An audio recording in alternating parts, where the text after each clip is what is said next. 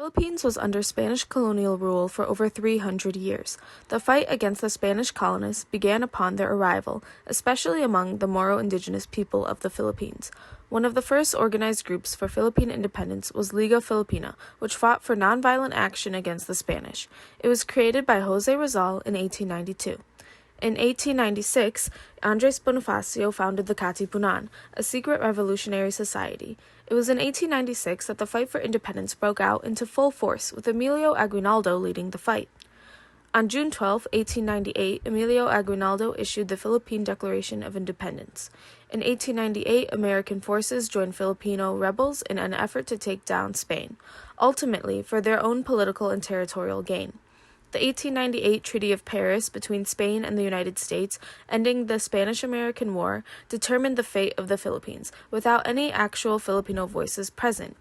The treaty granted the United States the Philippines, Guam, and Puerto Rico for the sum of $20 million. The Filipinos now found themselves at war with their previous allies.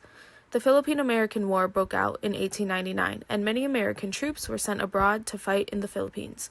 Among these troops were the African-American Buffalo Soldiers, who witnessed the treatment that the Filipinos received from their white commanding officers.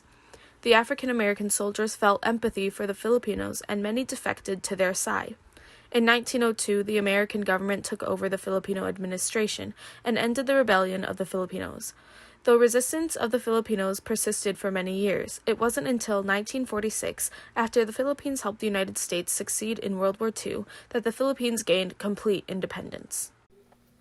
So, what is it like to be a Filipino?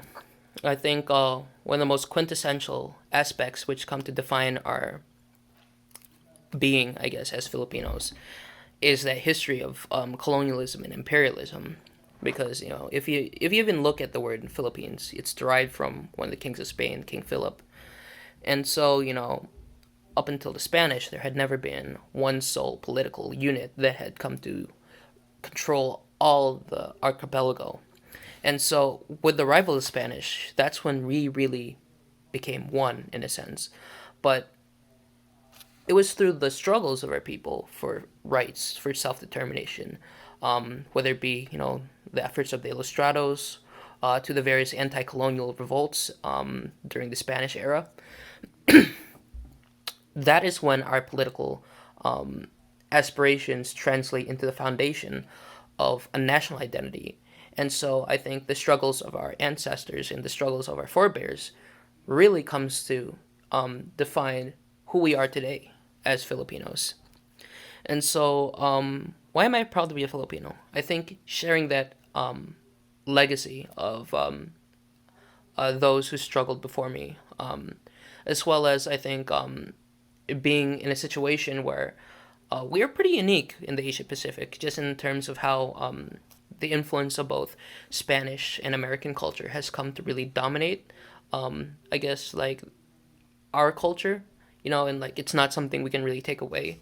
But at the same time, we have various, like indigenous and various other like influences across the Asia Pacific region that really come to like meld together and define our culture. And I think it's something that's kind of beautiful to say, and like I think that's these two reasons, both the various uniqueness of our culture, as well as sharing in the legacy of struggle of our people for and continued struggle for self determination and rights. I think that's what makes me proud to be Filipino, or proud to be Pinoy.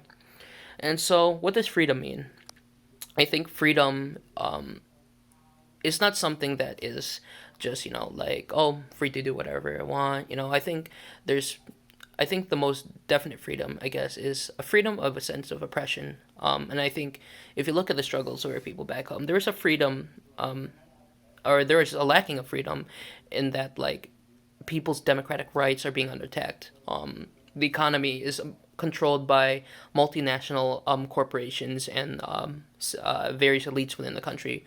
So yes, while there is nominal freedom from, I guess, at first from Spanish colonialism and American colonialism, I think that freedom hadn't been gained because for freedom to really take hold, and if you look at its history, the Philippines would need to be free, I guess, from the feudal oppression that I guess had started under Spain and had continued under the American colonial era, and now it still continues to this day with the struggles of the peoples in the countrysides.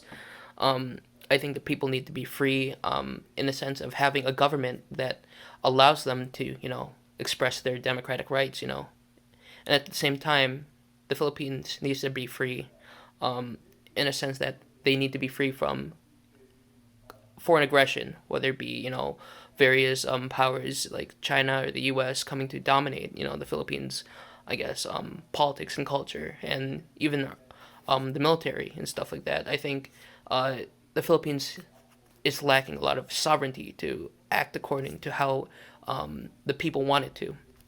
And so, to me, freedom means freedom from, I guess, foreign aggression, and freedom to have sovereignty. Freedom also means freedom to have a government that represents you, as well as a freedom from a backwards economy that keeps our people back, a very feudal and backwards economy. So, yeah. Today, the Philippines is facing one of its biggest threats yet, the anti-terrorism bill.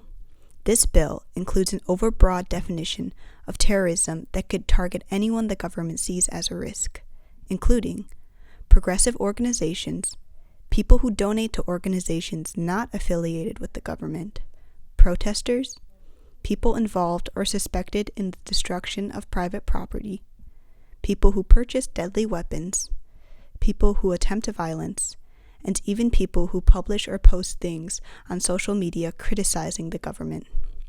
It also violates the Philippine Constitution by permitting warrantless arrests. Additionally, this bill claims that people can be held up to 24 days without appearing before a judge to understand charges against them.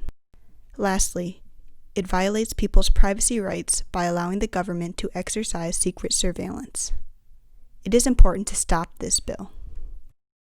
What we can do is listed below. Please take a look.